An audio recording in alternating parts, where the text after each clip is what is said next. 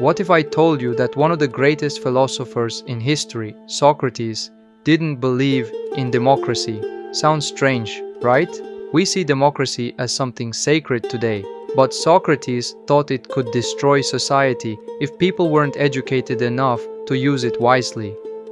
Imagine a ship setting sail with all of us on board. Now, who should be in charge? Anyone who wants to, or only those who actually know how to sail?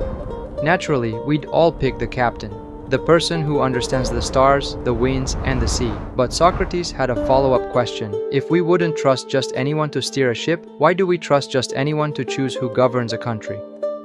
This idea comes straight from Plato's Republic, Book 6. In it, Socrates talks with a man named Adeimantus about the flaws of democracy. He explains that voting isn't an instinct, it's a skill, and like any skill, it must be learned.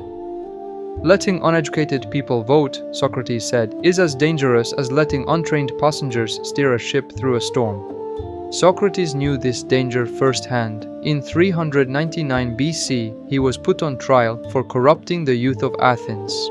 A jury of 500 citizens, ordinary people, found him guilty and sentenced him to death by drinking hemlock.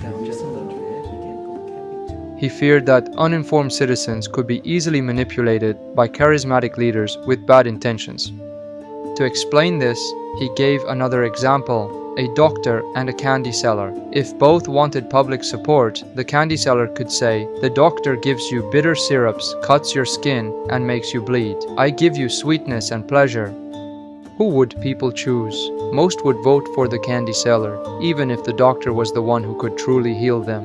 Socrates warned that democracy can easily fall into demagoguery, ruled by those who tell people what they want to hear, not what they need to hear. Later, Aristotle expanded on this idea. He said, being a good citizen isn't just about being able to read or listen, it's about understanding politics, thinking critically, and making moral decisions for your community. He worried that most working citizens didn't have the time or education to make complex political choices, at least not in his time. It's also important to remember, Athenian democracy wasn't like ours today. It was direct democracy. Citizens voted on laws themselves and could even be randomly selected for public office.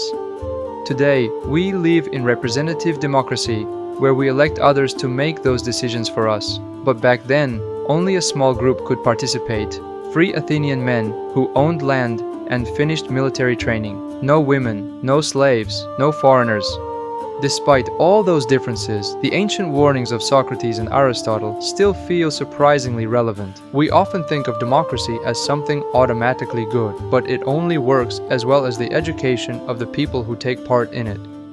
The Czech philosopher Tomáš Garrigue Masaryk once said, "The development of schools is the development of democracy." If citizens aren't wise enough to make informed choices, then one day we might find too many candy sellers and not enough doctors making the important decisions.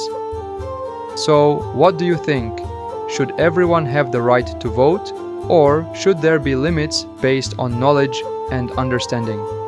Tell me your thoughts in the comments below. And if you enjoyed this video, make sure to like, subscribe, and help this channel grow. Thanks for watching, and I'll see you next time.